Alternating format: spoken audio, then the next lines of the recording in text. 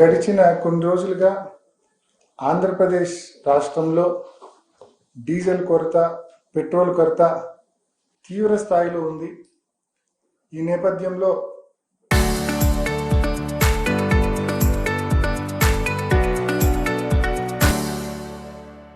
ప్రజలు, ముఖ్యంగా రైతులు కావచ్చు, ఉద్యోగులు కావచ్చు, అన్ని రకాల వీళ్ళు వాళ్ళని తేడా లేకుండా అన్ని వర్గాల ప్రజలు కూడా ఈ డీజిల్ పెట్రోల్ క్రైసిస్ వలన గడిచిన కొన్ని రోజులుగా తీవ్రంగా ఇబ్బంది పడుతూ ఉన్నారు.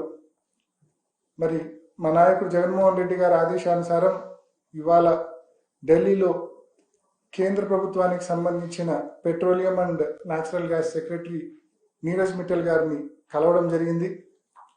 కలిసి ఆంధ్రప్రదేశ్ రాష్ట్రంలో ఎందుకు డిమాండ్కు సప్లైకి మధ్య ఇంత గ్యాప్ ఎందుకు ఉంది, ఎందుకు మా ఒక్క రాష్ట్రంలోనే పెట్రోల్ క్రైసిస్, డీజిల్ క్రైసిస్ ఇంత తీవ్రంగా ఉంది అని చెప్పి ఆయనను అడగడం జరిగింది. ఆయన విస్తుపోయే సమాధానాలు, ఆశ్చర్యపోయే సమాధానాలు చెప్పినాడు. చెప్పడమే కాకుండా ఆ సమాధానాల తాలూకు ప్రూఫ్స్ కూడా ఆయన ఆఫీస్లో నుంచి ప్రూఫ్స్ కూడా ఇవ్వడం జరిగింది. ఆంధ్ర రాష్ట్రంలో కమిషనర్ సివిల్ సప్లైస్ ఎవరైతే ఉన్నారో, కమిషనర్ సివిల్ సప్లైస్ ఆయిల్ కంపెనీస్కు రాశారు. ఏమని రాశారంటే, కమర్షియల్ డీజిల్, బల్క్ డీజిల్ ఏదైతే ఉందో ఆ బల్క్ డీజిల్ను సాధారణ ప్రజలు పట్టుకునే పెట్రోల్ బంకుల్లో, అంటే రీటైల్ అవుట్లెట్లలో అమ్మండి అని చెప్పి ఒక సర్క్యులర్ ఇష్యూ చేసినాడు. ఆల్ ఆయిల్ కంపెనీస్కు ఒక సర్క్యులర్ ఇష్యూ చేశారు కమిషనర్ సివిల్ సప్లైస్. ఎంత బాధ్యత రాహిత్యము! ఈ సర్క్యులర్ ఇష్యూ చేయడం వెనుకల ముఖ్య ఉద్దేశం కూడా చెప్పాలి. మామూలుగా మనమందరం పెట్రోల్ బంకుల్లో డీజిల్ పట్టుకున్నా డీజిల్ అయితే మనకు రఫ్గా 98 rupees per litre, 97 or 98 rupees per litre మనకు పడుతుంది. ఇది రీటైల్ అవుట్లెట్లలో మనం పోయి మన వాహనాలకు డీజిల్ పట్టుకుంటే, ఒక రైతు తన ట్రాక్టర్కు డీజిల్ పట్టుకుంటే లీటర్కు 98 రూపాయలు అవుతుంది. వేరాజ్ ఈ commercial diesel, bulk diesel cost పెరిగి ఈరోజు 153 రూపాయలు ఉంది. సో ఈ బల్క్ బయర్స్, కమర్షియల్ బయర్స్ ఎవరైతే కమర్షియల్ డీజిల్ వాడతారో వాళ్ళకి అడ్వాంటేజ్ ఇవ్వడం కోసము ఈ ప్రభుత్వము, ఆంధ్రప్రదేశ్ ప్రభుత్వము ఈ మాదిరి అన్ని ఆయిల్ కంపెనీలకు సర్క్యులర్ జారీ చేసింది. కమర్షియల్ డీజిల్ను బల్క్ బయర్స్కు కూడా డీజిల్ రీటైల్ అవుట్లెట్లలో 98 రూపాయలకి ఇవ్వండి అని చెప్పి సర్క్యులర్ రాసింది. ఈ సర్క్యులర్ నేపథ్యంలో పెద్ద ఎత్తున కమర్షియల్ డీజిల్ సాధారణ పెట్రోల్ బంకుల్లో ఎప్పుడైతే ప్రభుత్వ ఆదేశానుసారం పట్టినారో, అంటే నీకు ఒక్కసారి వాళ్ళు వస్తే ఒక్కొక్కడు 5,000 లీటర్లు 10,000 లీటర్లు డీజిల్ పట్టుకొని పోతారు. ఇంకా ఏం తట్టుకుంటాయండి ఆ రీటైల్ అవుట్లెట్లు? ఇంకా సాధారణ ప్రజలకు డీజిల్ ఎక్కడి నుంచి వస్తుందండి? అదొకటి.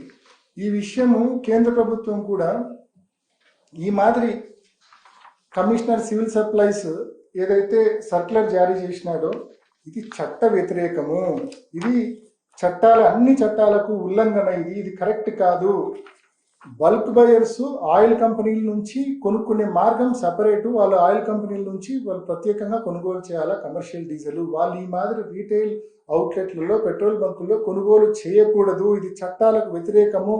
వెంటనే ఈ సర్క్యులర్ను విత్డ్రా చేసుకోండి అని చెప్పి సాక్షాత్తు కేంద్ర ప్రభుత్వము ఆంధ్రప్రదేశ్ రాష్ట్రానికి సంబంధించిన చీఫ్ సెక్రటరీ సాయి ప్రసాద్ గారికి, కేంద్ర ప్రభుత్వ కార్యదర్శి గారు, పెట్రోలియం అండ్ న్యాచురల్ గ్యాస్ కార్యదర్శి నీరజ్ మిట్టల్ గారు లేఖ రాయడం జరిగింది.